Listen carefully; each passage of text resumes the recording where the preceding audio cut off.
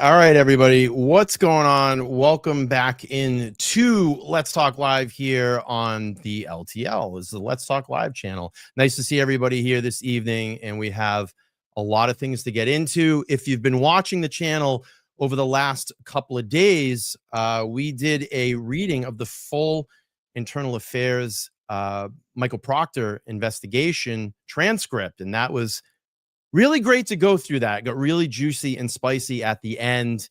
And I want to talk a lot about that with Todd this evening. You know, if you watch, Nan and I did a full read through, it was a really eye-opening experience to find out how, how a lot of that stuff works.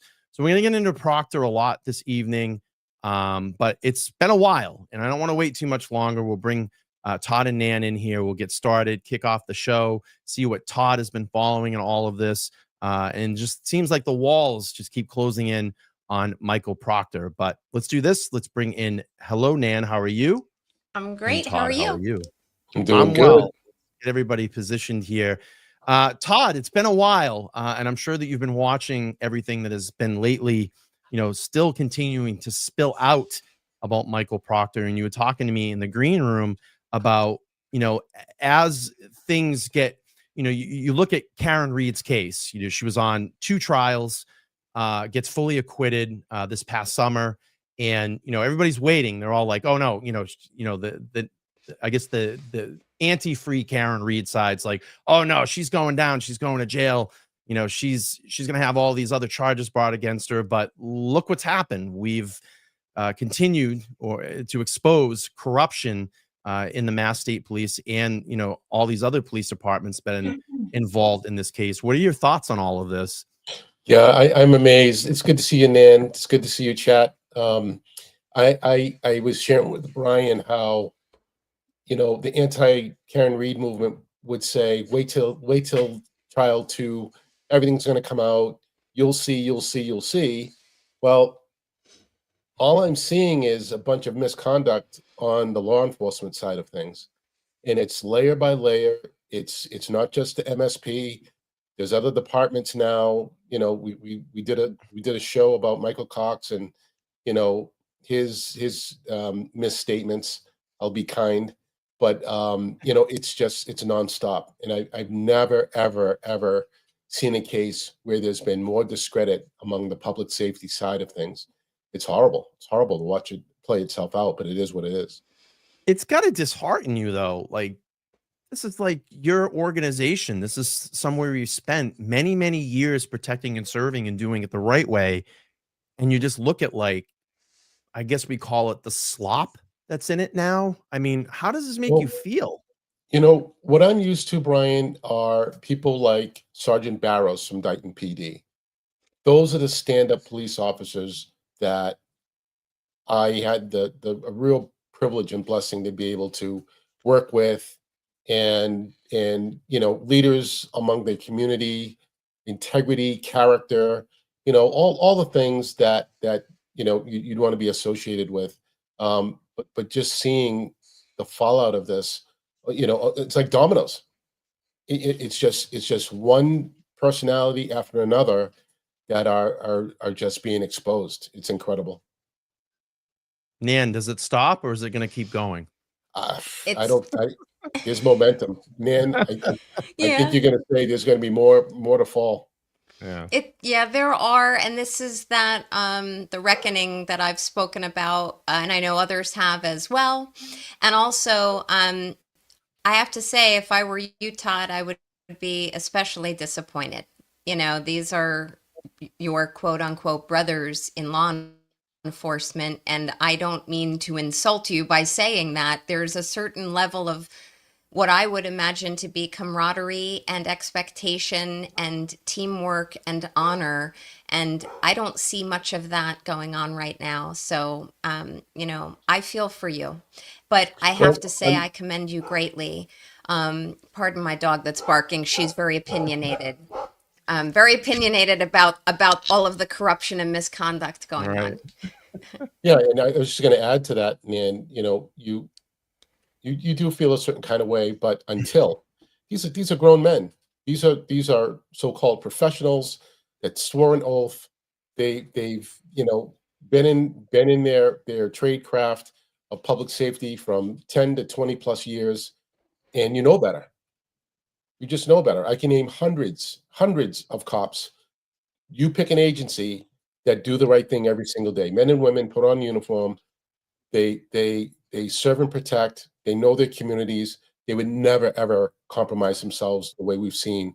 This probably close to a dozen individuals at this point. Just fall right apart. Yeah, I mean, look at this, Yeah. making changes. Just says, I think it's a slap in the face to Todd and other stand-up officers. People are pissed, and they As should it should be, be.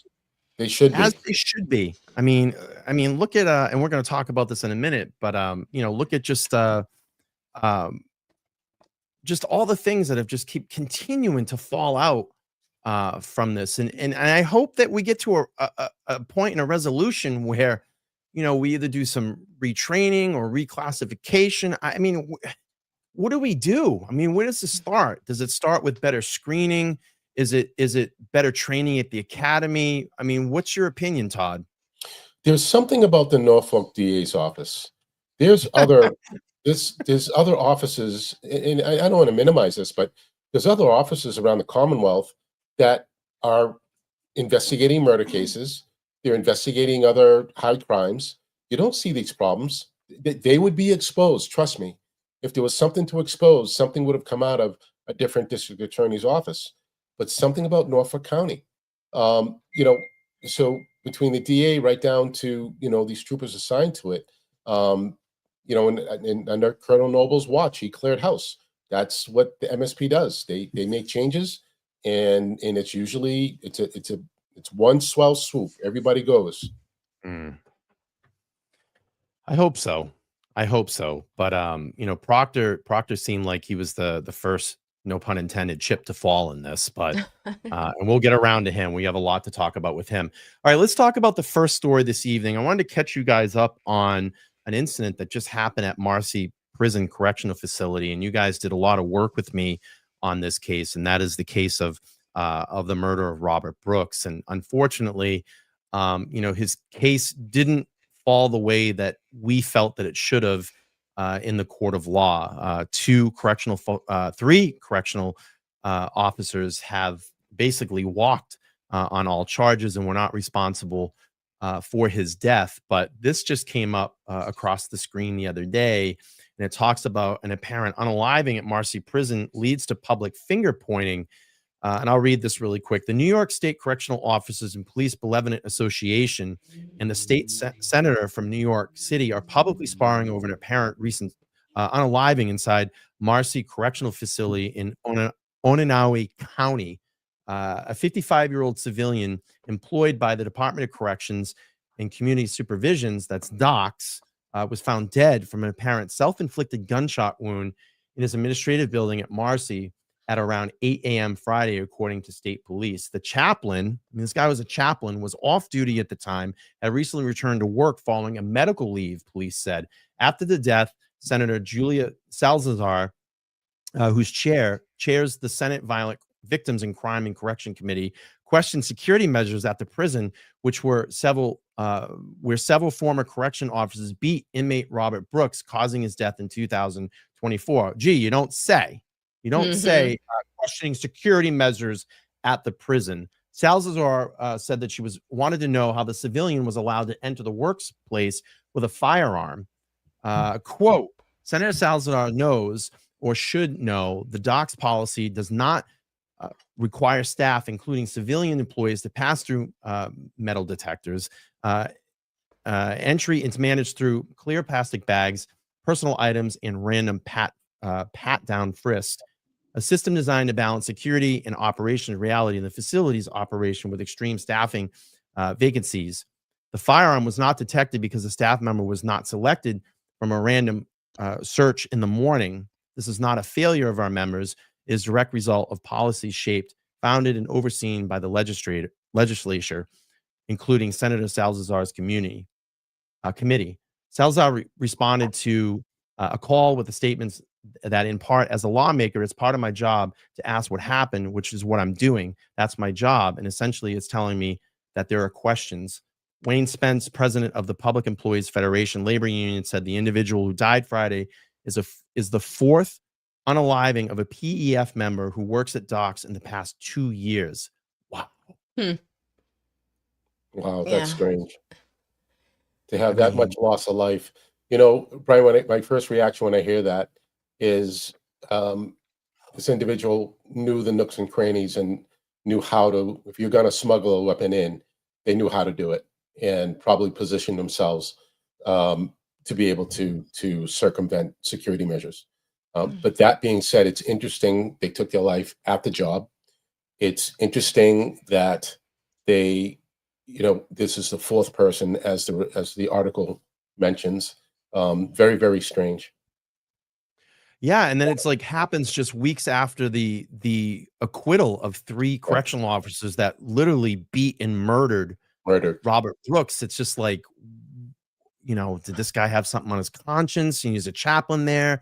Maybe he feels like he didn't do enough. I mean, this is awful. It's awful. I mean, those are the things that came to my mind when I first read this. Nan, what are you thinking? Yeah. Well, and I know after, you know, these types of traumatic events, when officers are involved or not involved, and by not involved, it could mean they're not involved whatsoever, or they stood by and could have done something and did not.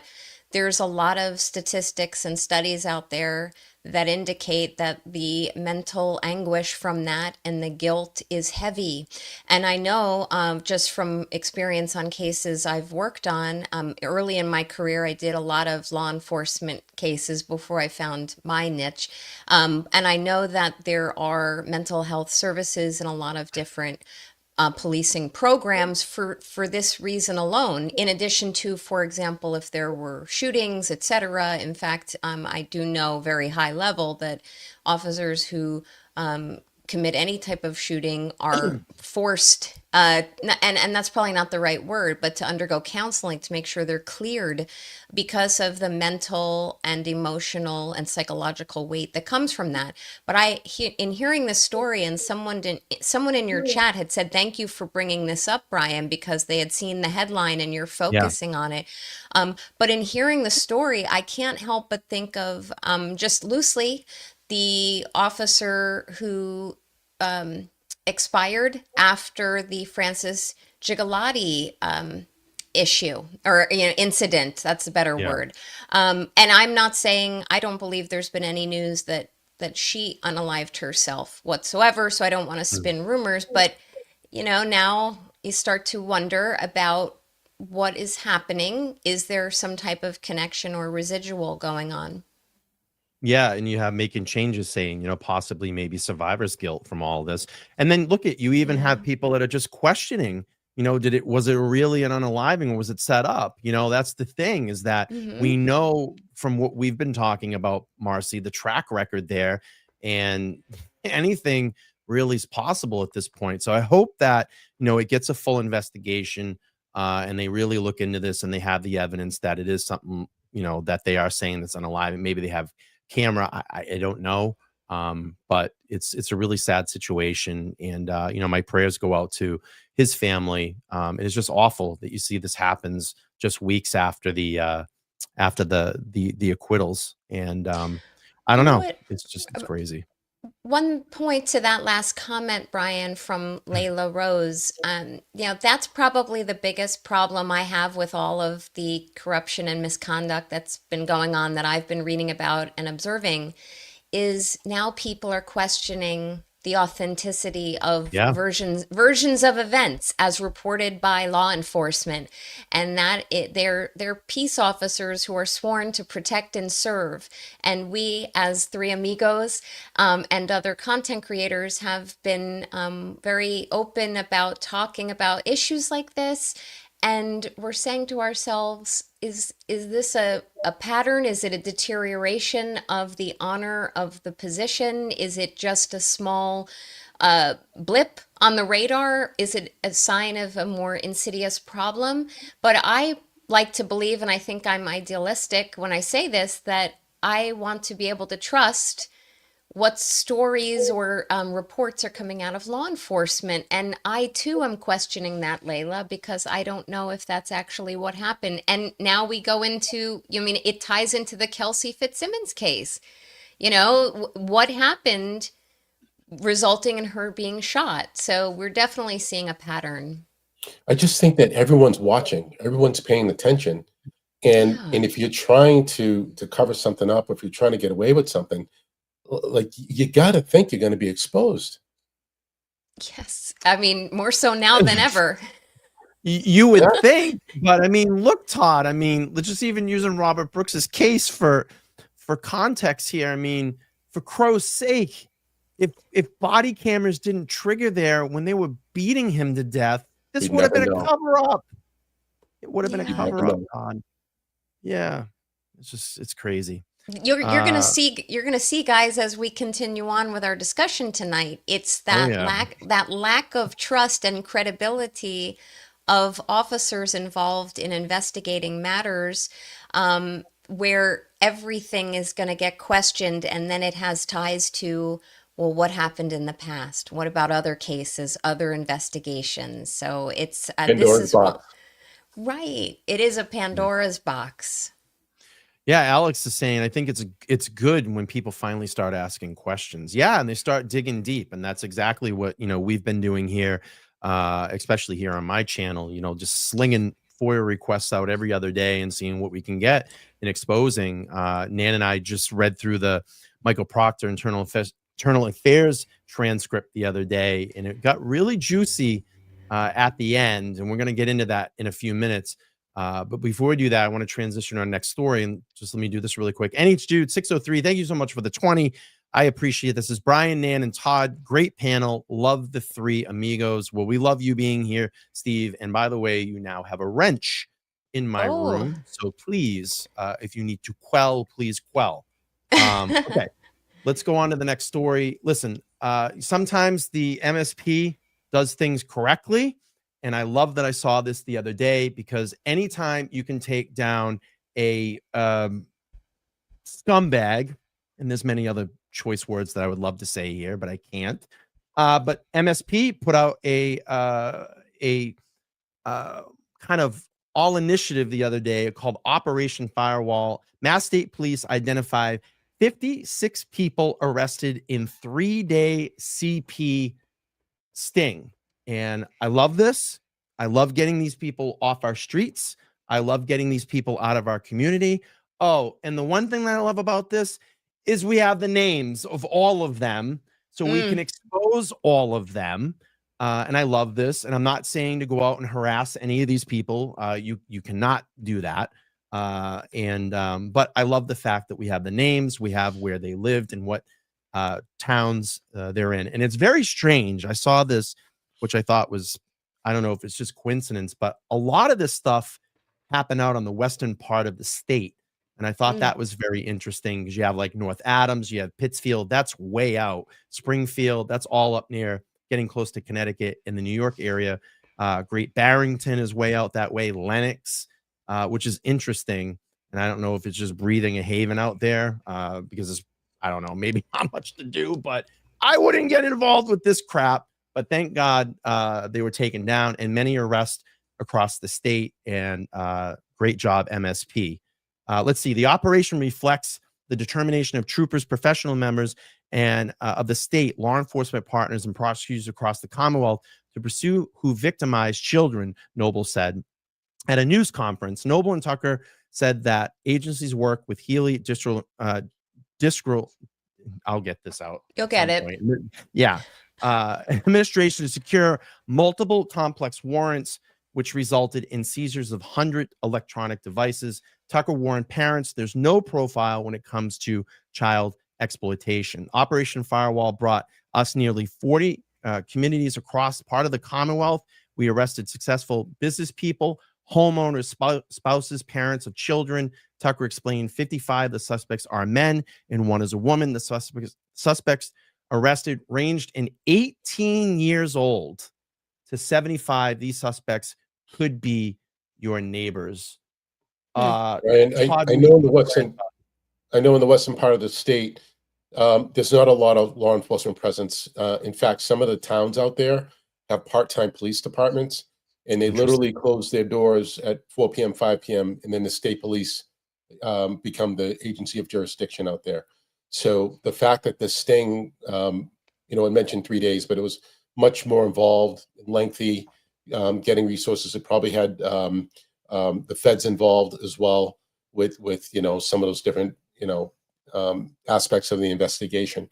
But I know for a fact that the law enforcement presence in that part of the state is minimal. Yeah, and I just saw a report today. I just posted this. Another Western Mass police chief has just been caught up in a prostitution sting. I saw you posted about that. It's crazy. I don't know. Maybe they need something. How about this? Going to the law enforcement out there, instead of going out and trying to pick up prostitutes, let's try to catch some criminals. Let's not get involved with it. Peter Murphy in the house. Good to see you, Peter. He says, I'm appalled at the apparent criminal behavior and the complacency with felons. Yeah, and I agree. I absolutely agree. Nan, what do you think about this stuff when they nail these maggots, scumbags? Yeah, down? maggots. I mean, there's actually plenty of Massachusetts pejorative terms I could use that I've learned over the last few months, but I'll keep this PG. But in hearing this story and for them to publish the names, they've got all their ducks in a row. And it also makes me think about what you and Todd were just talking about.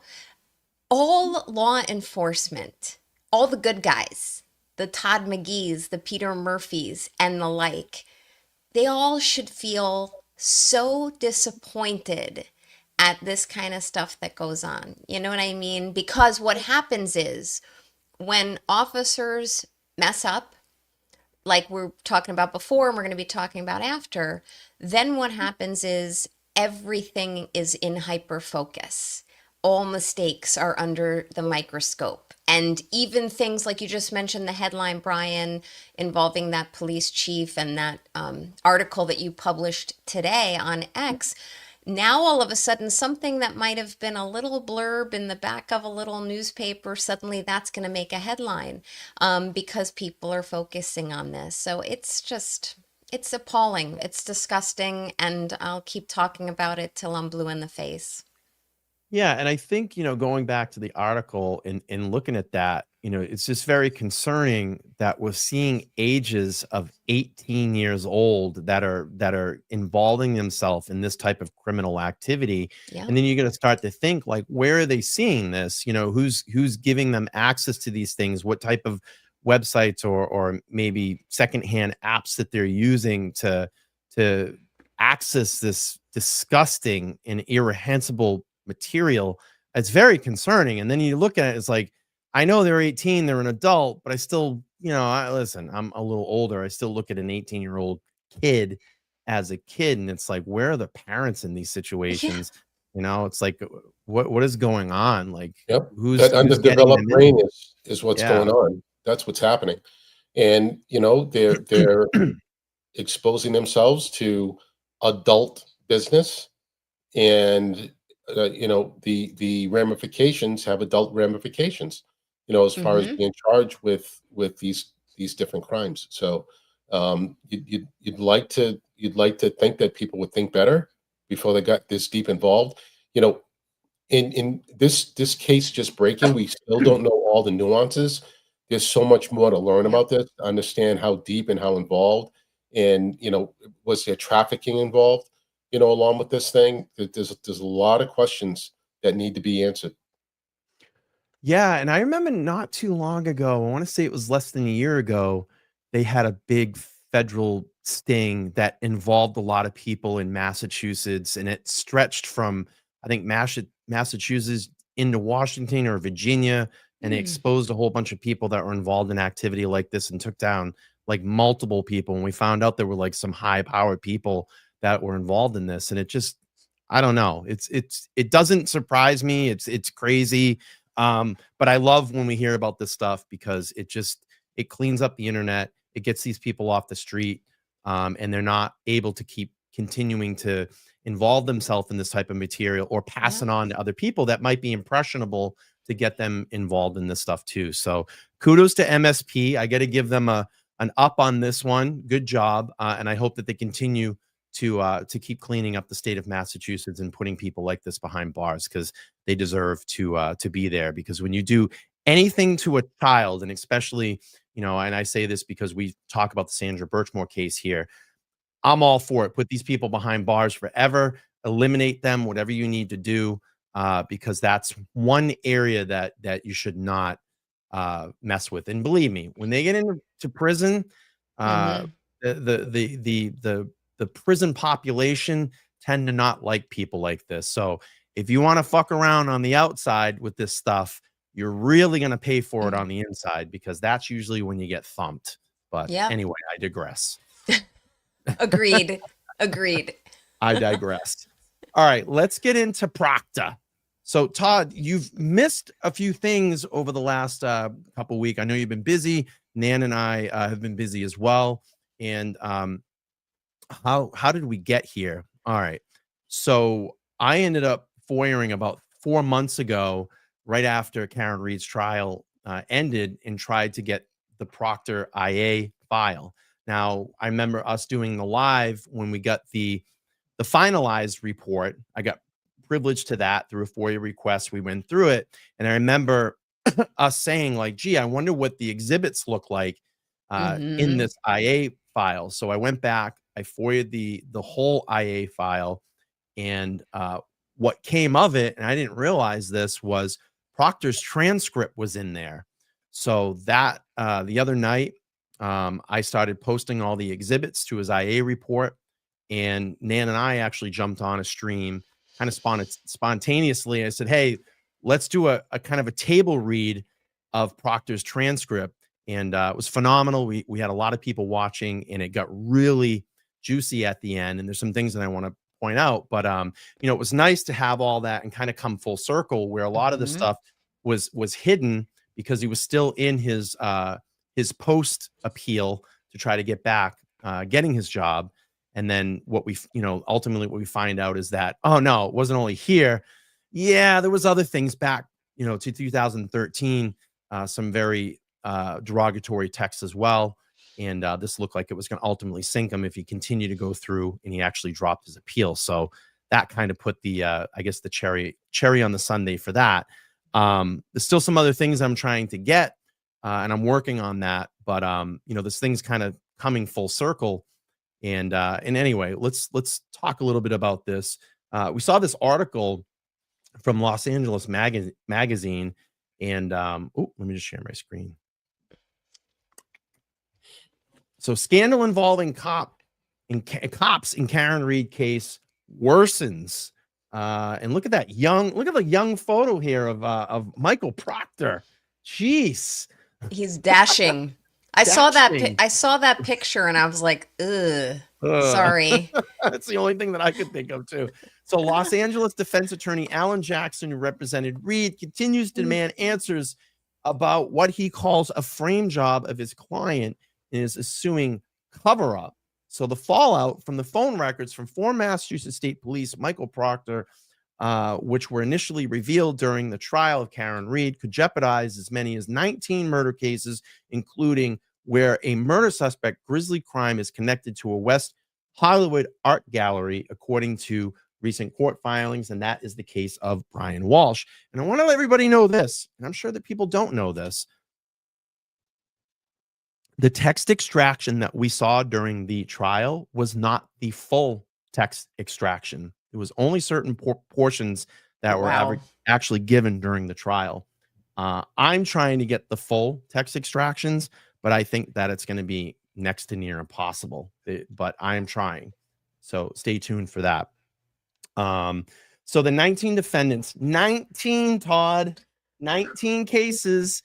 And we talked about this the last time we met. What did we say? This is going to be stuff that is going to have falling out for years to come in these cases. Yeah, so some of these individuals are already convicted, unlike the Brian Walsh case that's coming to trial. But you're going to have implications where really true guilty people may get new trials. Nan can speak up better than I can, but Mhm. there's going to be some significant changes. And also, I want to bring back everyone's memory to Annie Dukin, the crime lab analyst. Yes. Over 30,000 cases were affected by her misconduct. Mm. What Wow. was that 2013? When was that? Might have been Maybe a little older. Yeah, maybe someone in the chat. Yeah, we're going to talk about free the sidebars. Yeah, we're going to talk about that tonight as well too. So it says the 19 defendants whose cases involve information retrieved from Proctor's cell phone or iCloud data by federal investigators probing the work of Norfolk County detectives in several high-profile homicides include Reed and Brian Walsh, Massachusetts man who allegedly dismembered his wife, Anna, while awaiting sentencing and reconnection for a federal art fraud case reported by Ron Rivlin, the owner of the Revolutionary Gallery on Sunset Boulevard. And those were Andy Warhol paintings that he was involved with defrauding.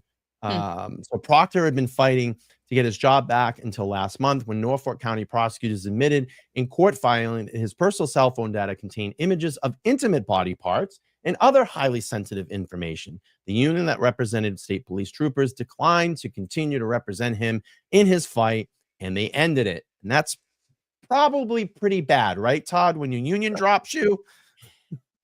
Yeah, well, they probably said it's time to cut our losses.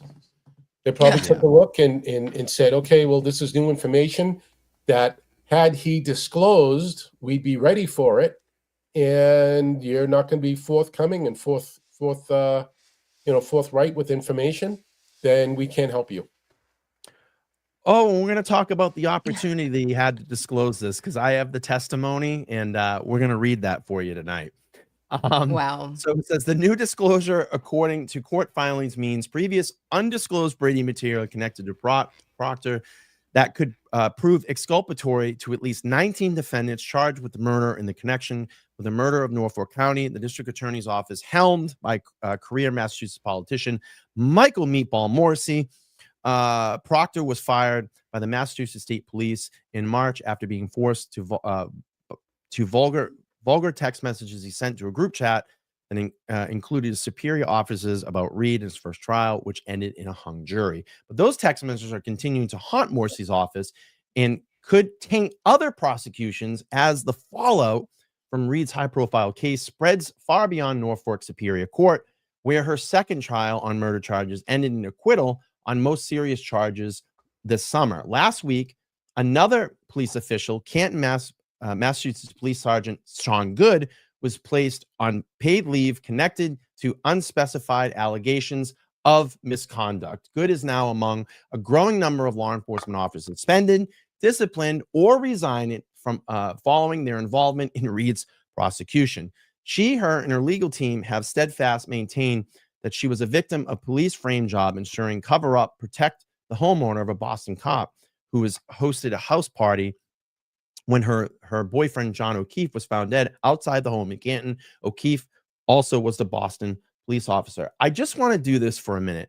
I want to commend everybody that raised awareness in and around this community.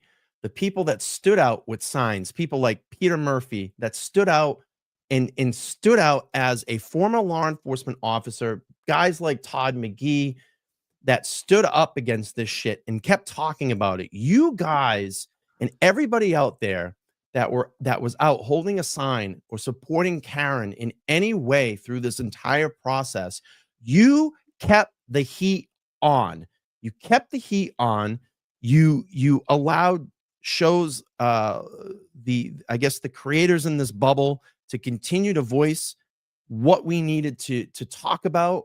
You continued to raise questions for our local mainstream media and even national and world news to start looking into these stories. If it wasn't for all of you out there to keep continuing to put the public pressure and just raising awareness through the standouts that you did, on those corners and hiding, holding up signs and making people aware of what was going on in the state of Massachusetts, especially to Norfolk County. I mean, this might have just been buried after the trial. I mean, I don't know. I don't know, but I feel like everybody had their part in this.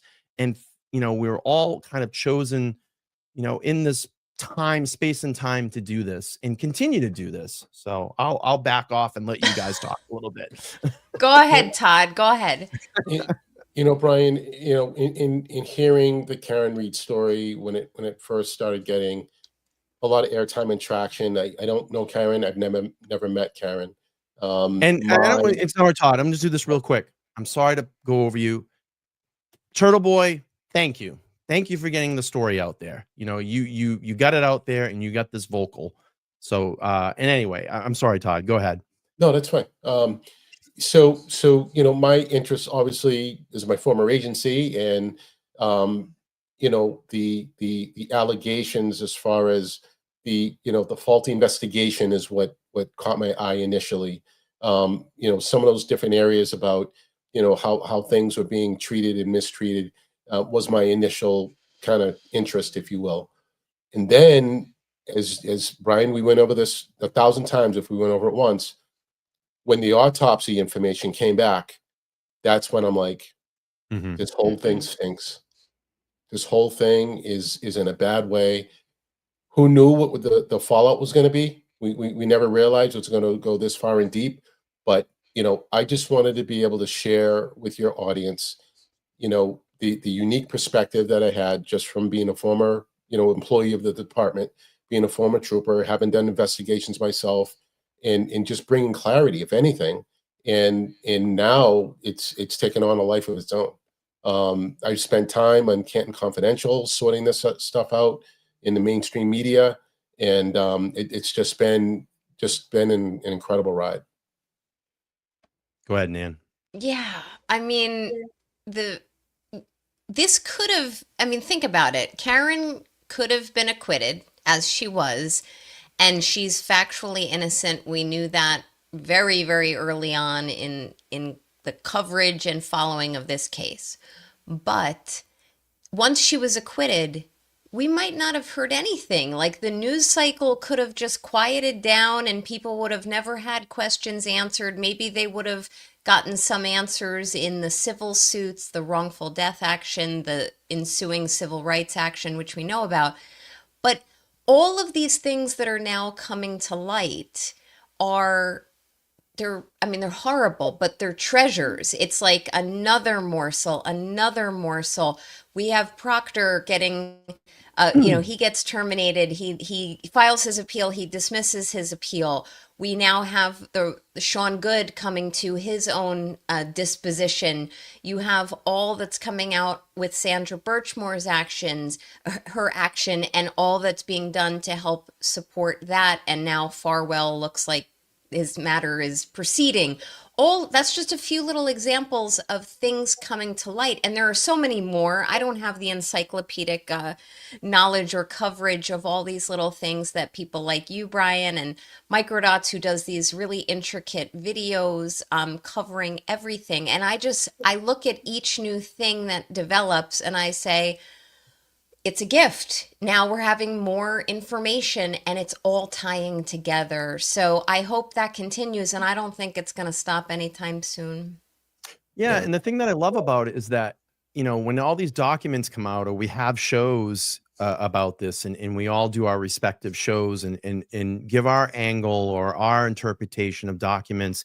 I love the public discourse in all of this, because there are things that get found that I might not see on a document, but someone might point out and say, hey, did you see this? Or, you might read through 100 emails that come out that attorney Corey Hopkins has been doing phenomenal work with getting these emails, exposing it, trying to get the sidebar conversations. And she's in a little bit of a battle now, but her kind of posting all those emails the other day, people are looking at this and it's like, it's great, because I might miss it, you might miss it, but someone like Todd might look at it and say, hey, by the way, did you see this? And I love the fact that people point that stuff out, because then you can look at that and dig a little bit further and see where all the connecting lies or lines were in all of this.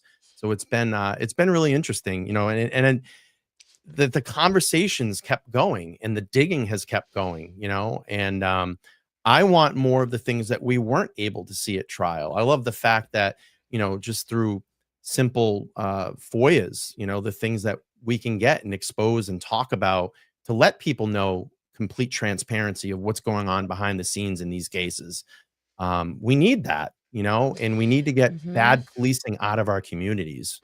You know what's interesting though? I have no one really gets to see it, but I have lots of signs up in my home office, and they're inspirational in some fashion, or they remind me of what I do for a living. And I have quoted a sign on your show before, which says, "The fish got hooked when it opens its mouth, when it opened its mouth." But I have another one up that says, "Fish rot from the head." And all of these, and by the way, not all of my artwork involves fish. I want to be very clear. But nonetheless, when I think of fish rotting from the head, I think of, okay, well, we got to look at the district attorneys. We got to look at the, I don't know who preceded Colonel Noble, but whomever was in that position before him, I'm getting the sense that Colonel Noble is doing a good job now, but I'm not from New England, so that's just my outsider's view. But looking at those in charge, because they're the individuals who, on at least idealistically, are supposed to be enforcing good behaviors, good investigative practices for those who work beneath them. And when we have lower level law enforcement who should be coming forward reporting inappropriate conduct, whether it's in the form of text messaging or faulty investigations, lackluster investigations, etc., they should be reporting these things up the chain. And I think with, as you originally started out with tonight, Brian, better training, better screening, people who do come forward to report without fear of any type of retribution, and these things may make their way up the chain to the heads. But right now, I still think fish rots from the head. Because if they're not going to enforce this with a zero tolerance policy, whether it's in writing, I don't care, zero tolerance has to be exercised. You have to show that and follow through. And I don't know if that's going on right now. We'll have to see over time. You know, Nan, I have to say that a lot of the misconduct that we've seen, you picked the scandal. There's a lot of arrogance. There's a lot of arrogance involved in it. And not that people don't, it's not a matter of, am I going to get caught doing this or not? It's just a matter of arrogance, because the rules and regulations are clear. They didn't have to make up any new rules and regulations to discipline Procter or the others. That misconduct was already called out, already inside disciplinary measures within our guidelines, within our policies, procedures, rules, and regulations. But when you get caught, right, it's up to that first line supervisor. It's up to that first line manager, the lieutenant within law enforcement, that command structure. That's what they're for. They're the supervisors to make sure that your rank and file, your boots on the ground, are following through in doing the right thing with the authority and the power that they've been given.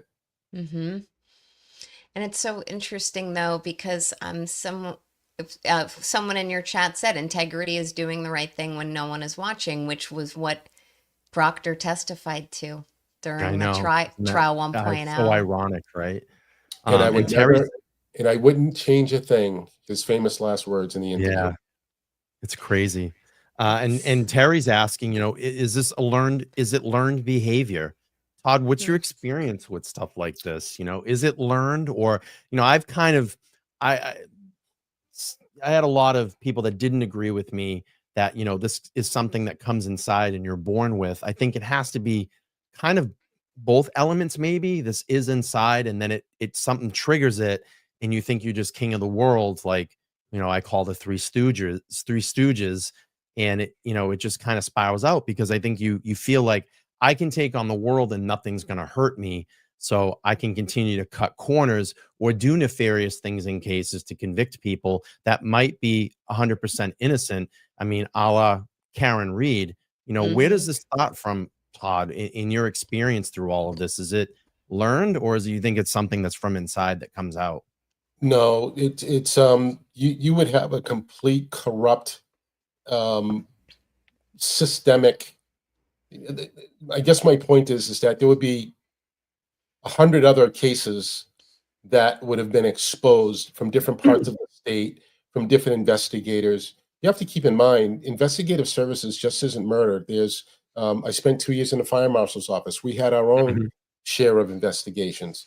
You have accident reconstruction, right? They're an independent unit that conducts their own investigations. And if there was fraud or misconduct systemically, you would see it show up in all these other divisions within the state police. At the barracks level, right? If you've got heavy-handed troopers, eventually it's going to expose itself, right? So there's and I'm not saying in protecting or trying to paint the picture that these things haven't happened somewhere else, but I believe it goes back to arrogance. And if I can get away with it because I've reached a certain level, then damn it, I'm gonna do it. No one's gonna, have the cojones to call me out on it. So until they do. So the learned behavior, that means that someone's teaching how to do the wrong thing.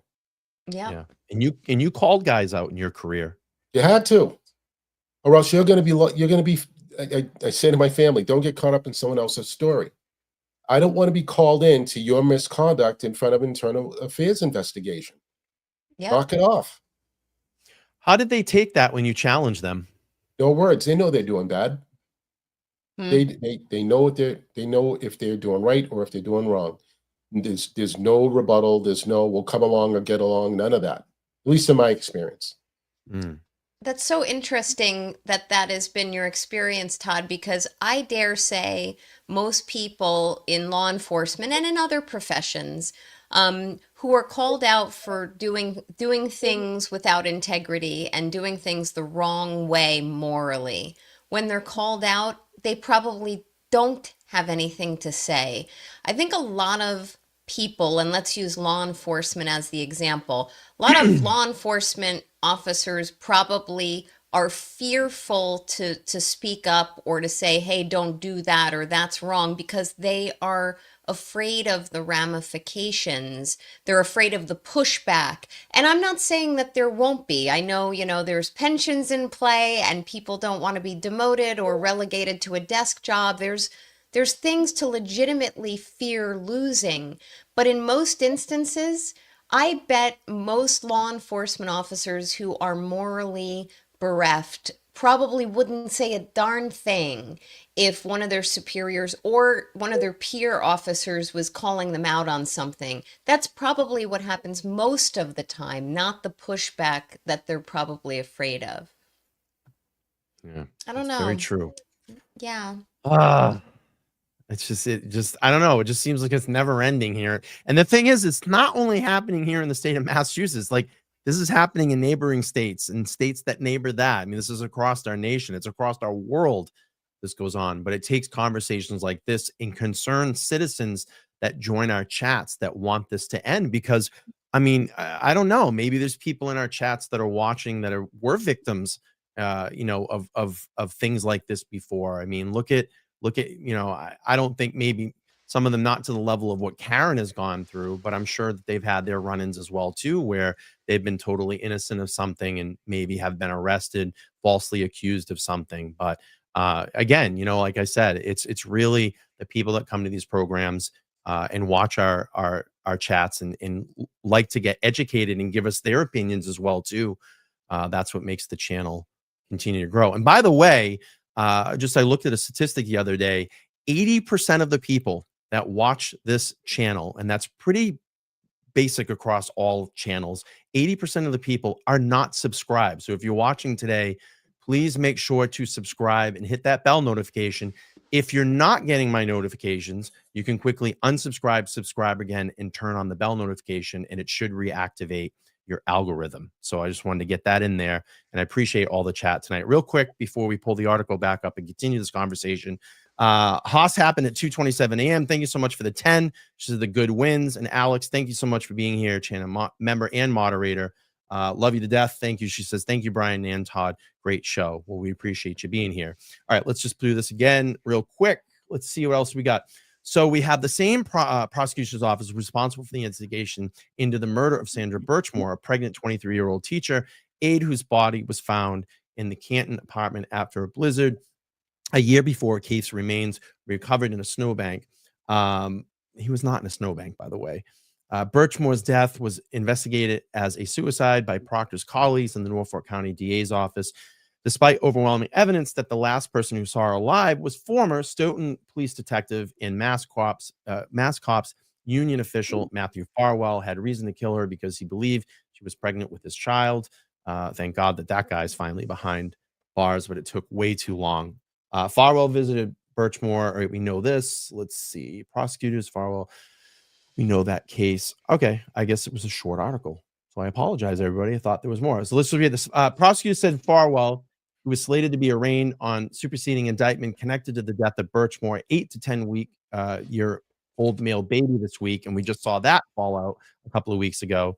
Staged her death to look like a suicide and may have gotten away with it. And the FBI had not begun its own investigation into the case. Farwell was arrested by the FBI on August 24th and has been held since. And by the way, thank you, Michael Bowden, for your autopsy to prove probably one of the best forensic pathologists in the world to prove that Sandra's death was not a suicide, and and came in and proved that this was a murder. So thank you, Dr. Bowden. Yeah, I agree.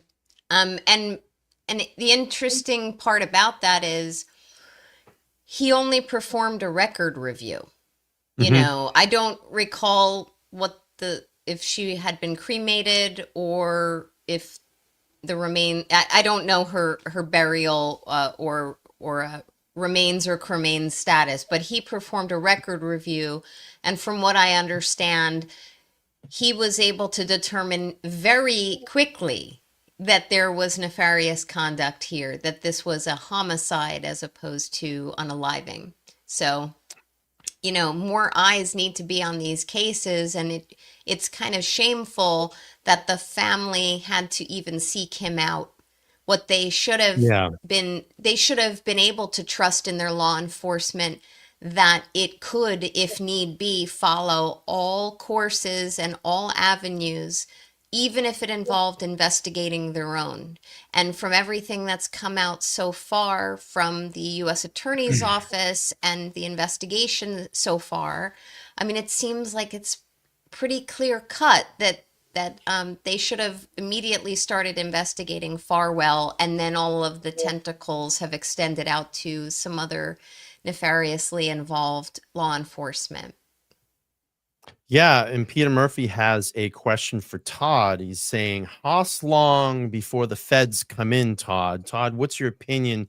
Do you think that the feds are still watching and listening? Well, first off, I'm going to throw out there, Peter, cup of coffee on me when we can meet up, brother.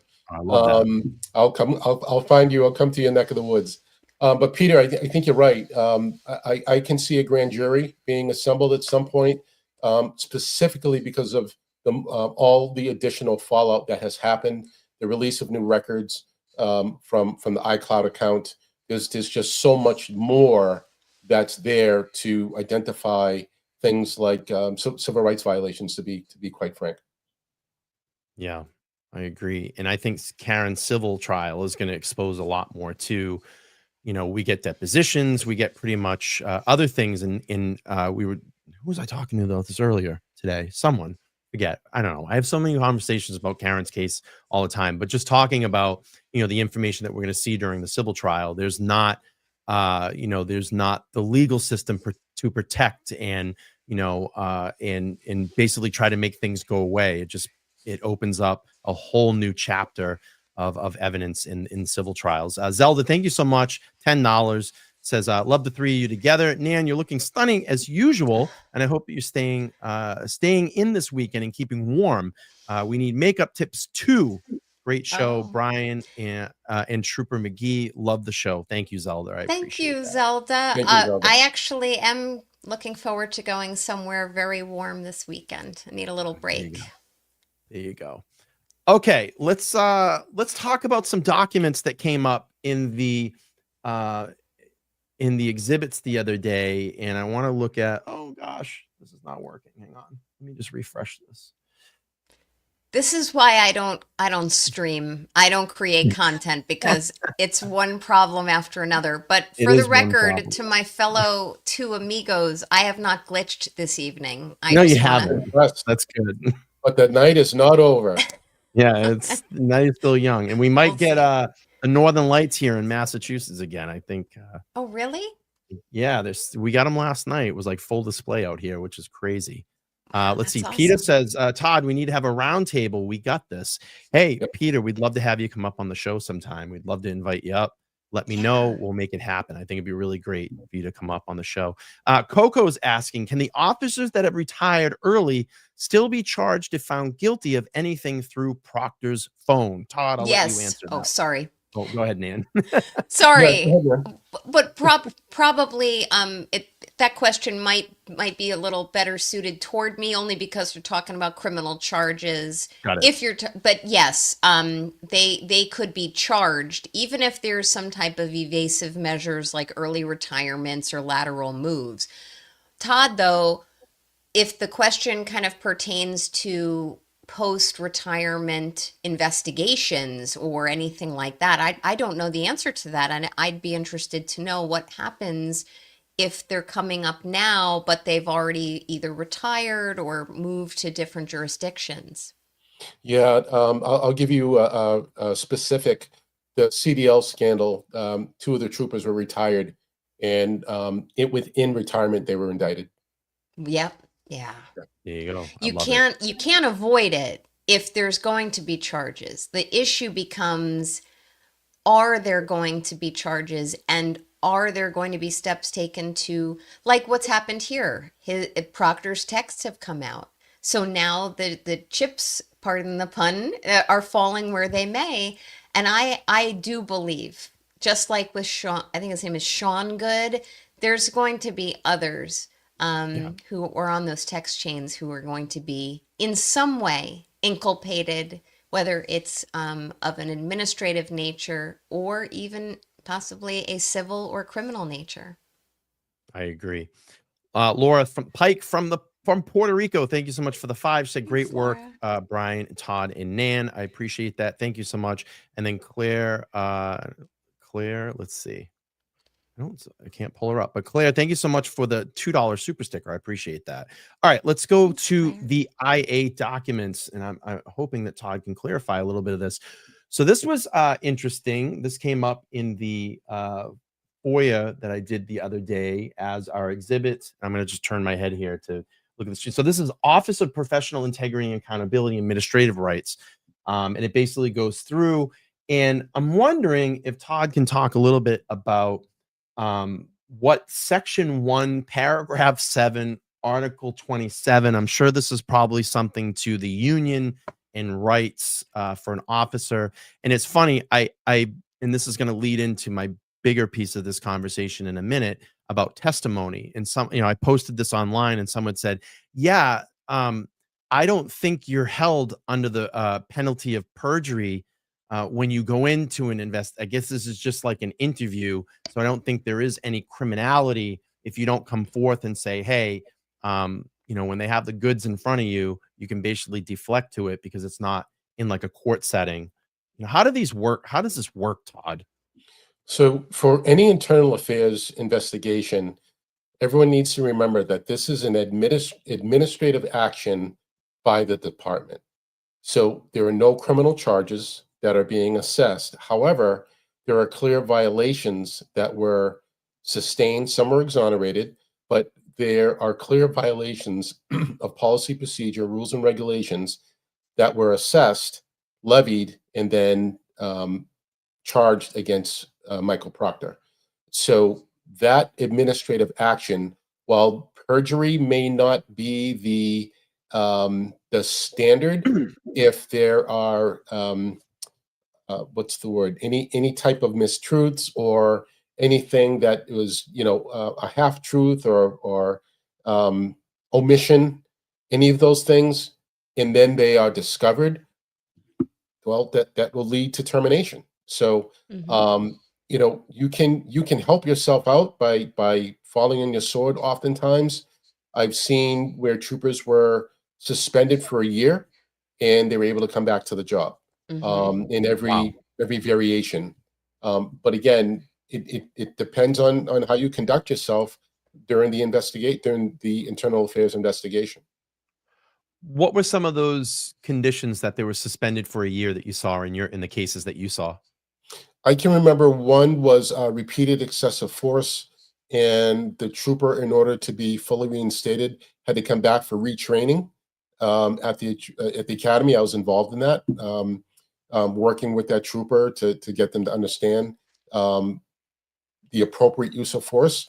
I was assigned to academy staff at the time, but you know, it's usually repeated violations where Mm. someone's in, and I believe that you have that, Brian. There's repeated violations that Proctor was was involved in over his short time on the state police. So all that comes eventually comes back to haunt you. Got it. Yeah, and we're gonna show that document in a second. So basically, what they're saying here is the Article 27 of the Unit 5A contract. That's your union rights, right? Am I getting Yep. that correct? Yeah. Yep. Okay. Okay. And then it's basically saying you should understand that I'm ordering you to truthfully answer all my questions are required by Article 5-27 to the rules and regulations, subject to limitations as provided by Carney. Let's see, decision. You refuse, and this print is so small. Refuse to answer my questions. You are subject to disciplinary action or refusal up to including termination. Okay, so this is just basically you're either going to be on the MSP or you're going to get terminated. So there's not anything that's going to go to a court of law. But could this potentially help build a case of criminal charges with testimony like this or a review like this? Um, I'm going to say no, because it's, again, a part of the administrative action as far as his employment status. That being said, the other elements that he's being asked about would be a part of a criminal trial if charges are brought against him. Hmm. Go ahead, Nan. Mhm. Jump in there. Yeah, I mean, so couple points here. One, if just back to the issue of perjury, if these Hmm. are sworn proceedings, if he gives false testimony, even in an administrative setting such as this, if there was a diligent and interested district attorney or U.S. attorney who had interest in prosecuting perjury in that type of setting, then there could be criminal charges that do result from that.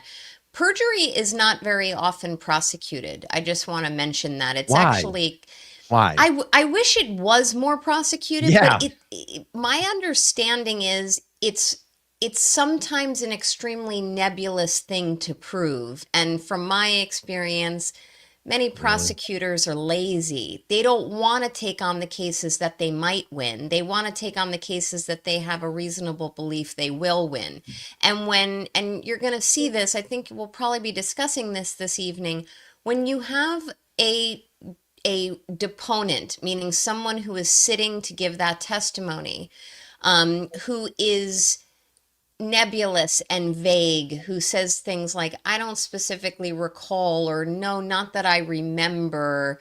When you use that kind of soft shoeing in how you give answers to questions, it doesn't fit neatly and tidily into perjury.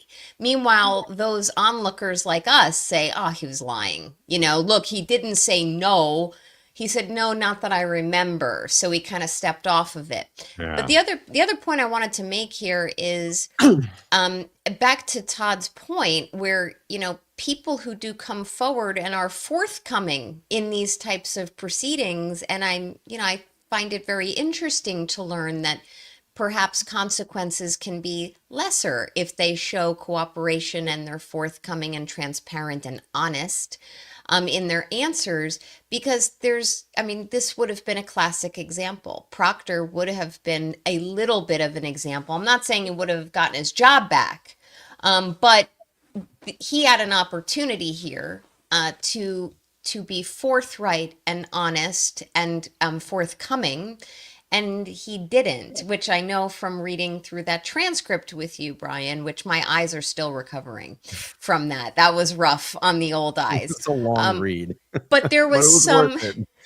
Oh yeah, I was walking around. It was so worth it. Yeah, it was a little rough the day after, but he had moments where he could have given non-evasive answers and didn't. And that's why, you know, things turn very quickly against you when people call bullshit, when they know you're lying. So, well, we're going to show it here in a second, but let me just do this real quick. I just want to recognize Haas happens. Thank you for becoming a level 2 Go Squad member. I appreciate that. And Sereni RPH $20 says, great discussion and great guests. I've already inspired to get involved in my local government issues, trials, injustices.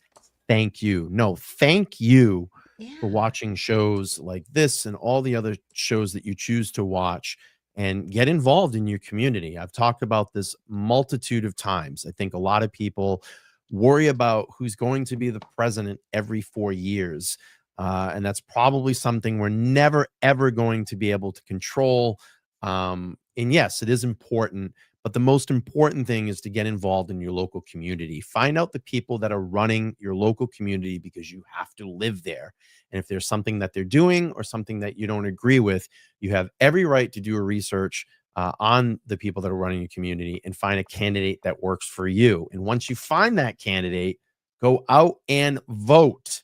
Make a change. And we started seeing that in Canton, Massachusetts. There were changes. People were fed up and they started fighting. And we got some change there, but we still have a lot of work to do. Okay. Concise member history. Todd, can you tell us a little bit about what this is? And it's from the Division in Field Services. Obviously, this is Michael Proctor's Concise Member History. I'm sure you've seen these before. Actually, I didn't get in the glue in my career, so this is all new to me. But it appears to be a list of prior discrepancies or misconduct based on whatever infraction it's labeled as. So I see vehicle accidents in the first thing that jumps out at me, and then there's one there for use of force. Being overly aggressive, being a little bit too motivated to do your job, in operating emotionally as opposed to with clear rational thought as a professional. Yeah, I think I might FOIA that because we have the case number. I'd love to look at that file and look at it and see what we have there. And that was received on the use of force, and getting into that. Says received March 1st, 2019. Use of force, verbal direction, control technique, effective, not effective, not effective, and effective. Service being conducted, not used. I don't know, but I'd love to see that file. It just makes me. Yeah, you get a lot of information there. Yeah. Yeah, it makes me curious. So maybe we'll get in that. And then we have involved member traveling and training, and then it goes into his post recertification. External investigation, due to status hearing, and then we kind of have a summary here of all the things that was an incident type versus what he received. So really interesting. I mean, this was a good piece of information too. A lot of cases that we could look into, which is good. All right, let's set back to 0 on this, and we'll go to. Oops. I don't need to see his AI head any larger than it is. Yeah, if I can get this to work. All right, let me drop my screen for a second and reset this. Sorry, everybody. Bear with me. Maybe you can get some Jeopardy music in here or something. Yeah. All right, let's see. All right, this is where I want to get into. All right, we already talked about that. Okay, so now we have the IA testimony, and this is what I was talking about online the other day, where I want to read through some of this. Don't worry, Nan, I'll read it. There's not a lot, but Todd, he had the opportunity to come clean during his IA investigation. Yeah. And there were some tough questions that were asked, and I love this. And he had multiple chances to tell his side of the story and clear the record. and he decided to use the old not to my recollection. So I'm sure this is attorney, and we heard a lot of that during the Karen Reed trial, but I'm sure his attorney whispered in his ear before he went into, and I think this is kind of great too. So when the tough question comes down about nefarious things on his phone, what does Proctor want to do? He wants to run to the bathroom. So we'll read this really quick, Todd. So question, and this is Lieutenant Dwyer that's asking this question. Is there any information from your personal cell phone, whether currently they will be used, that there or used to be, that is not introduced in the Karen Reed trial, that could be any way connected to an investigation that you may have been involved with? I know that's a long-winded question. And his answer, all right, let me try to shorten that. Other than the information that was presented at the Karen Reed trial, is there any other information that ever existed or does exist on your phone now and then could be connected to any case that you worked? Here we go. Before I answer that, can I just get 1 minute? Sure, absolutely. Bathroom break. Yes, absolutely. Thanks. Where's he running, Todd? Who's he texting? Who's he calling? Come on. Yeah. Come on. There you go. I don't want to answer that question. I don't have an answer for that question. What I want to, what's in my head is gonna crush my appeal. You know, all the above. All right. So we come back and we have Dwyer back on the record. Okay, we're back on the record. It's 12:10. I wonder how long his pee-pee break was for. But here we go. Dwyer gets right back into it. I'm going to rephrase the last question I asked. Understood that there is information contained in your phones that is relative to an investigation, right? So minus any information that is investigative value. Is there any derogatory, defamatory, offensive, or any other text that don't have any investigative value on your phone that relates to any investigations that you have been involved with? Answer: not to the best of my recollection. Okay, here we go. Question. Okay, so as a follow-up, it's kind of redundant, but, and they're giving him another chance here, I want to make sure, in case it's not, are you aware of any information that may exist or used to exist on your personal cell phone that could potentially view as damaging either to yourself or the department that had not already been released? Again, not to my recollection. Are you aware of any information, he's asking again, to exist, that could exist in this iCloud account or your work cell phone that could be considered discoverable information that has not been turned over? Not to the best of my recollection. No. Okay. To include the facts of the case or comments about an individual. Again, to the best of my recollection. No. Okay. Are you aware of any information that may exist or used to exist on an iCloud account or the work cell phone that could potentially be viewed as damaging to yourself or the department? Oh, and guess what? Look what we found out, Todd. Newly discovered text messages from fired Karen Reed, investigator Michael Proctor, could impact hundreds of cases, a legal expert says. And obviously, we know a lot of this defamatory stuff goes back to 2013. Hence, why he decided to drop his appeal. Yeah. So it's out, right? So Pandora's box has been opened. And I think the lawyer calls it Proctor's box. But anyways, that's been opened, and it's all exposed. It's just, we have not seen all that's there, but it's coming, right? This. What potentially could have happened if this guy just said, hey, here it all is? What do you think would have happened? I think he was so far down the road, even being given the chance to be honest and transparent, he was so far down the road, there was no saving himself. There was absolutely no saving himself. If anything, I'm surprised. Well, fortunately, I'm trying to get my dates right because he dropped his appeal. So given the timing of all this, this certainly would have availed itself before the decision of the Civil Service Commission, Hmm. right? So Mm-hmm. better for the attorneys from the union to say, no, we're dropping you, Mhm. Proctor, because this would have been very damning. And to be quite honest, the state police would have looked bad. Worse, excuse me, worse than they already do.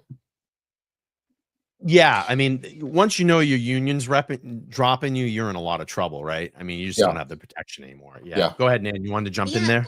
I have a question for Todd, which is, um, had Proctor during his hearing been more forthcoming, whether it was more open and honest about what he recalled about the content of his text messaging over the years? I mean, if you're a jerk, you know you're a jerk, and he would have remembered, yeah, I probably did this, or I looked at that type of inappropriate content over the years and probably said this or that to my buddies, my school buddies, or to my fellow law enforcement officers.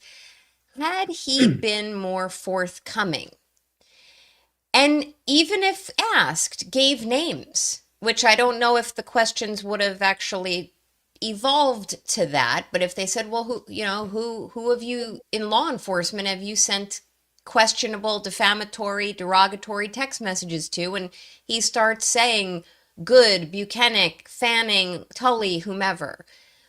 Would that or could that, and I know Proctor kind of made his bed and he has to lie in it, but could that have changed the temperature of this type of hearing? Do you think that this hearing then would have extended out or can still extend out to other potential bad actors or bad apples in the mix? Well, I think the appeal focusing on him trying to get his job back, I don't think it would have extended to implicate anyone else. However, we have to go back and understand Proctor's defense, which was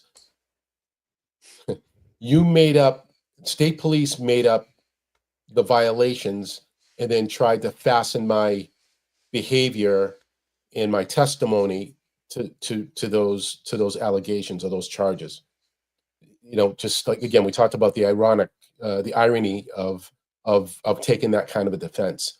That my wrongdoing isn't as bad as other troopers who have been disciplined, so therefore I shouldn't have been terminated. That's when you're positioning yourself as that's your defense, you don't have a defense as far as I'm concerned. Right. Yeah, That's, that's a I mean, it's good. just narcissism on his part. It's 100%. just clear narcissism. I mean, you just said it, Todd. Like like my actions are not as bad as all the other stuff that I've seen or I've seen people do. I mean, come on, dude. I mean, are you not looking in the mirror? Are you not looking at the things that you testified like under oath in Total a murder denial. trial? Yeah. And then you have the opportunity to clean this up in an IA investigation that's at this point behind closed doors, Todd. This information's not even out to the public yet. Yeah, we heard about it. This wasn't even out, wasn't even out to the public. He could have cleared things or at least tried to say, hey, but it's just clear narcissism on this guy's part. And I'm glad that he's getting everything that's come his way because he deserves it. He deserves it. Well, He's I a can rotten apple. He's a rotten apple in the MSP. It's probably influenced a lot of people. And I'm going to tell you, in my opinion, the next two there to go, we're going to find a lot of shit on is Tully and Yuri because they were Mm-hmm. like right there with him, right alongside him, and they were his superiors. I think this answers in response to you, Brian, in answering Nan's previous question. Had he came clean, Dwyer's position would have then been, well, he admitted to all of this wrongdoing, and so that just further substantiates our charges and our Yeah. position for termination. Right. That's the direction Dwyer would have taken it. Would Dwyer have then, or anyone that Dwyer specifically works under, would they naturally have gone down an offshoot to investigate other law enforcement officers if Proctor started throwing others under the bus, like the Tullys, the Buchanans, and the like? Like, is there, if you know, is there some type of responsibility once you get information in a hearing like this that is showing potential misconduct or conduct unbecoming of an officer? Do they then start their own kind of corollary investigations or inquiries as to those other officers named? Based on all of the aspects of this trial, I would say yes. Yeah. I would say yes, because you've got to remember both Buchanan and Tully were removed from the DA's office. Right? There's got to be something behind that. There's got to be something with teeth behind that. Yeah, there's something there. Yeah. You don't just start removing people in the position of power. Yeah. So yeah, I mean, it's all starting to come out. It's slow, but it's starting to come out. And again, I mean, it happens with people that have their own platform, and they're looking into this. The people that stand out with signs, keep it going, keep the pressure there, keep exposing what you can find, because it helps in these cases. Jake, thank you so much, all the way from Australia. I love this. Says lots of love from Perth, Western Australia. Nan is absolutely awesome. Thank you so much. I appreciate that. Sophie, look at this. 14-month member, Go Squad member, and a moderator. Thank you so much. I appreciate you, Sophie. And it was lovely to meet you out at the standout that time. And I told your dad that he's doing a phenomenal job as parenting you. So keep up the good work. I love it. And I did hear about, you did a project for school, I think, where you played or you did something as a defense lawyer and you had to fight for your client. And I heard about that, and I heard about it and read it, and you did a phenomenal job. So I want to give you kudos to that. So keep up the good work. Maybe you'll inspire to be a lawyer someday, like Nan, and you can come on and talk legal talk with us here and give us some pointers. So keep up the good work. Should do a better job than I will. Right. I just want to quickly reiterate from Tsunami was correct. Proctor was not eligible for a pension. He did not serve enough time. Right. NH Jude, Steve, thank you so much. Gifting 5 members. Welcome new members. I appreciate that. Karen D, $5 says, when a law enforcement retires or resigns and has pending charges or is involved in investigation, do they still get their pension? Okay. So again, in Proctor's case, he did not serve 20 years of credible time. However, in another scenario, an officer can resign, but the department has the right and privilege to deny the retirement request based on pending charges. That is a scenario, or I believe the member could retire, collect their pension, and if charges are brought, I believe you can lose your pension if you're found guilty. Oh wow! After as it should be. Yeah. Right. So you really can't escape what's going to come down. What a tremendous resource Todd is. You know what I mean? Know. Like, Todd, it's amazing. This, you know, so much about all of these different aspects of law enforcement and the administrative protocols and disciplinary actions. You're a treasure. I'm so glad I'm an amigo of yours.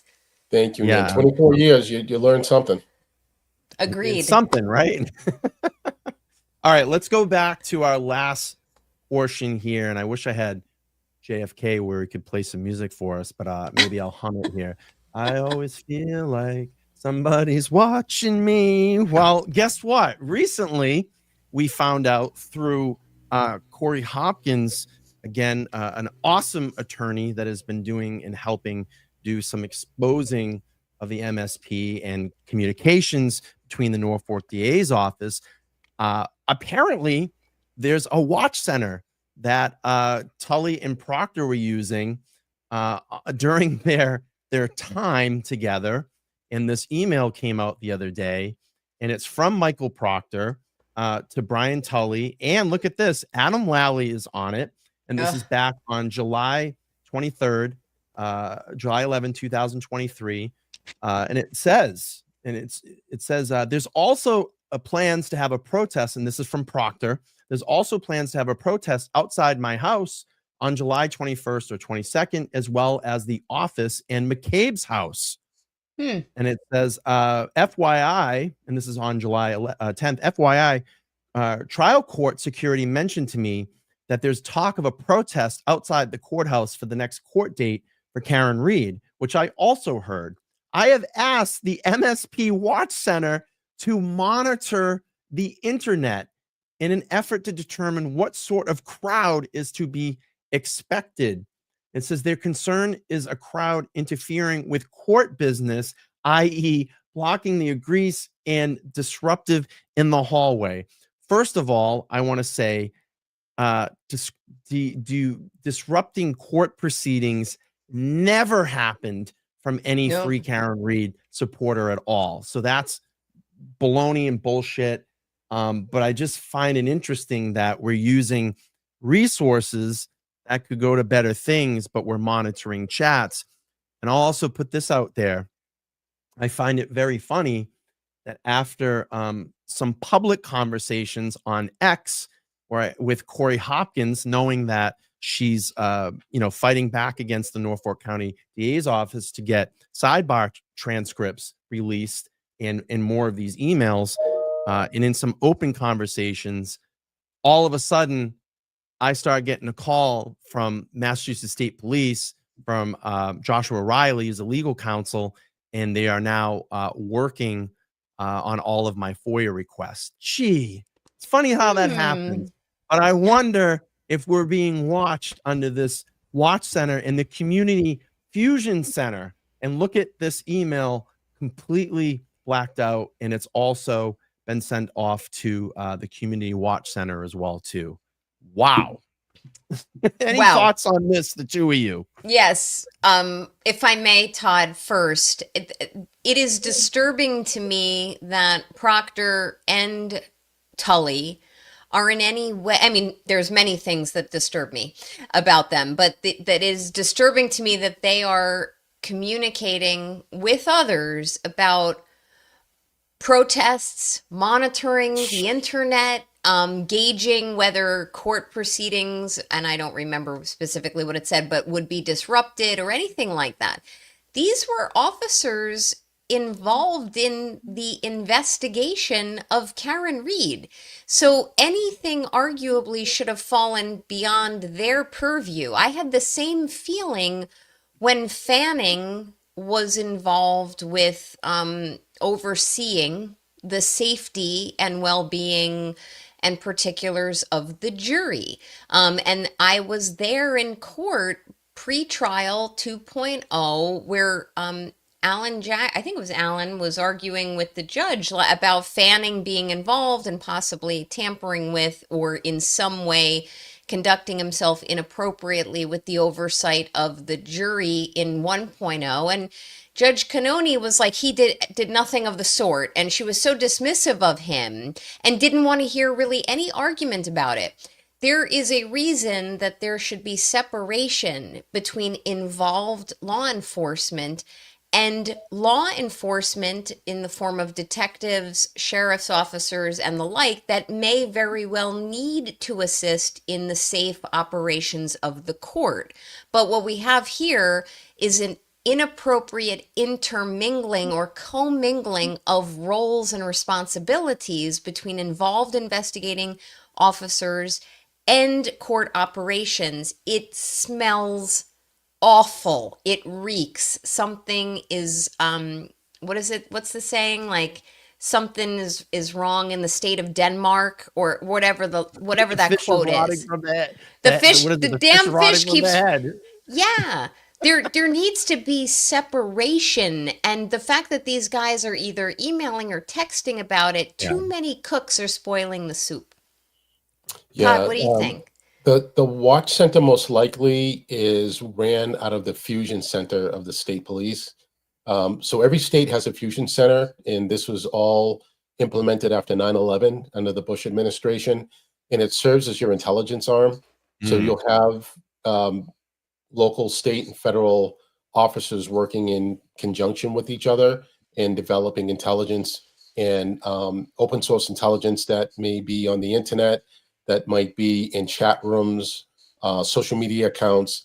They'll monitor all of those things, and bad actors will publish what some of their intentions are.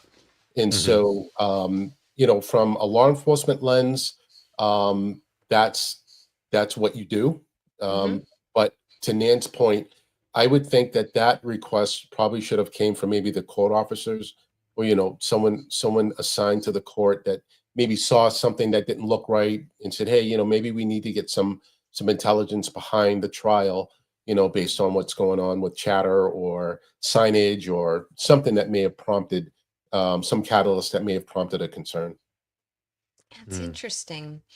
By the way, someone in your chat said Nevada has 2 fusion centers. I have never heard of a fusion center before. It's very, very interesting to me. You know, I'll answer this too, because Romeo is saying, don't give yourself that much credit, LTL, or the slang term of BLT. I just find it interesting that after that public discourse back and forth for about 2 hours with Corey tagging each other, that ironically 2 hours later I get a call from the Mass State Police. I don't know. Is it coincidence? Maybe, but I highly doubt it. So no, and now you're hearing, to that chatter, now you're hearing regularly, you know, you've been throwing out FOIA requests more often than I change my underwear, Brian, and now you're on like a regular communication schedule with the MSP. No, this isn't a coincidence, and you deserve a lot of credit, and I'm going to give it to you, goddamn. Put a lot of work into that. Not just this one. There's been dozens. Yeah, I mean, just listen, we have the power of the pen. You know, the pen is mightier than the sword. Use it. You know, I sit here and encourage people. Listen, if you have a lot of time at home, start thinking of some things and whip out some FOIAs and see what you can get. You might have to wait 4 to 6 months to get them, but if you keep putting pressure on these entities and these agencies, you will get the answers that you want. And if they don't, then you can do something like Corey Hopkins is doing, where she's challenging these rulings. They don't like that. They don't like that, because to me, that's telling me they're hiding some things there. And I bet and I think Corey is wonderful, and I love and I admire the way she's really challenging the system and disrupting the status quo. But I don't think she's alone. I would bet there are other litigations that have been filed or are about to be filed. There's certainly many FOIA requests and public record requests that have been submitted. And it really does take a village. You know, anyone, like you're saying, anyone can put the work in and file these public record requests. But many people would choose not to and just complain about it when the materials. Yeah. You gotta be a go-getter. Yeah, I can let everybody know, this is coming from Joshua Riley, the conversations that I've had with him, and he's a legal counsel for the MSP.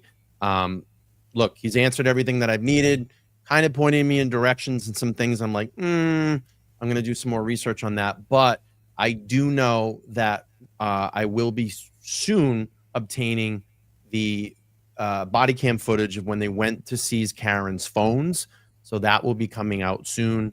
They're just doing a lot of heavily redacting in that, a sense of there was some medical information that was talked about, and there was a lot of calling back and forth where numbers were shown on the screens of phones. So I know he said they just had to make sure that they redact that because it's, I guess, private. I don't know. But we'll see what comes out of it. And again, once we get that information and those videos, we'll start putting them out for everybody. And I'm working on some other things.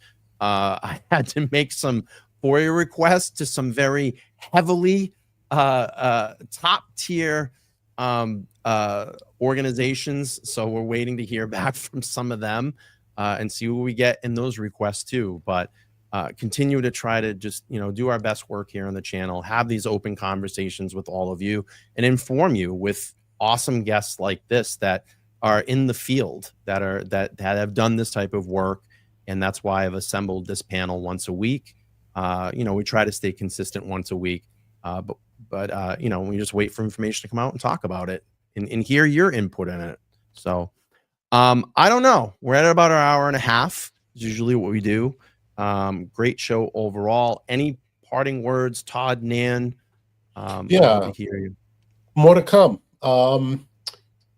Tonight we talked a little bit about is there going to be some federal involvement? I'm going to bet a cup of coffee, yes, that there's going to be, some more actions based on information that's been recently released based on that iCloud account. And we'll speak about it when it avails itself. But I think we're just at the tip of the iceberg. Yep. Yeah, my parting thoughts here. I mean, I love this discussion. I love the three amigos. I'm very, very interested in how at least the 19 cases are going to be affected. And I do agree with whomever wrote that article about it's going to extend to many more than that.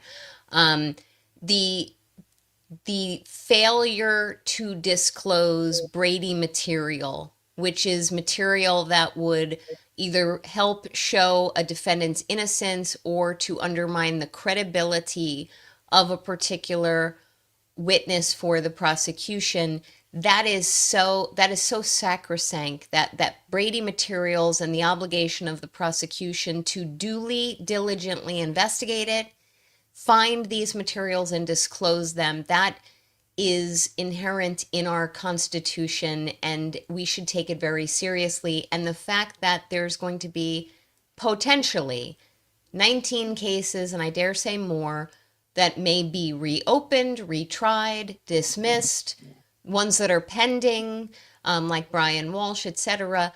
These cases are going to be affected, and the safety and well-being of citizens of the Commonwealth will be affected as a result of that. These defendants' civil rights will be affected by that. They may end up filing lawsuits that could bankrupt the Commonwealth. So everyone should keep an eye on that. But all of these issues are so important, and I love having discussions with you guys about them. Oh, let's see this. Fat Cat, and again, I just putting this up, said just posted that Corey has a meeting set up with Perkins this week regarding her pending public records request posted by Canton Chronicles. That's great. I've been in communication with Corey as well. She's doing well. She's got some things that are pending and going on. So she's safe. I know that. A lot of people like, where did she go? She's safe. She's just offline doing some other work into this case, and we'll just see what happens. I want to thank the both of you once again for coming and joining the panel. Your expertise is always admired here, and we have some really great discussion. And I love the fact that we get this chat room involved, because this is what this is about. We want people to come in and be productive and ask productive questions to the things that we talk about. And we've built a great chat here, a great channel, and I really appreciate the both of you as always.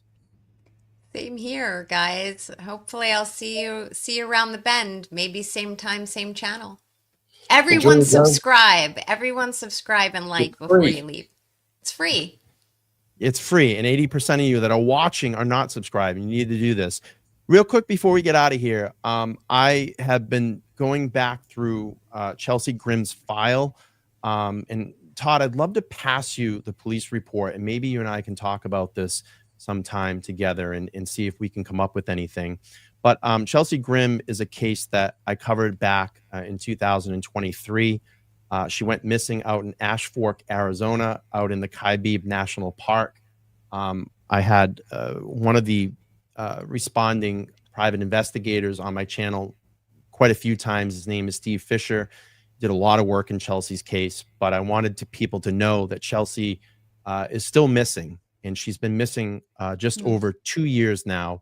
And if anybody has any information out there, please pass this to your friends. Take a screenshot of this poster and post it.